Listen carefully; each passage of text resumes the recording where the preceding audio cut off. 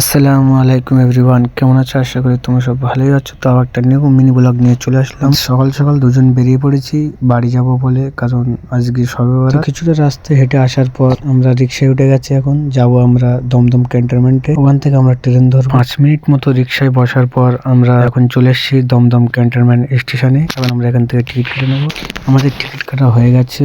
এখন মোস্তাকের টিকিটটা মোস্তাকের কাছে দিয়ে দেবো, কারণ ও যাবে দক্ষিণ বারাসাত আর আমি যাবো মালিতিপুরে। দুজন দুই দিক। মোস্তাকের কাছে টিকিটটা দিয়ে আমি ওভারব্রিজের উপর দিয়ে 2 নম্বর প্ল্যাটফর্মের দিকে আসছিলাম। দেখলাম দুটো ট্রেন যাচ্ছে দুই দিকে। মোস্তাক ওই ট্রেনে উঠে গেছে। আধা ঘন্টার মতো বসার পরে আমাদের হাসনাবাদ লোকাল ঢুকে গেছে বন্ধ ট্রেনটা খুবই ফাঁকা ছিল, কারণ টিকিটের মূল্য এত বেশি, প্যাসেঞ্জার নেই বেশি ট্রেনে। আমি এখন ট্রেনে উঠে পড়েছি।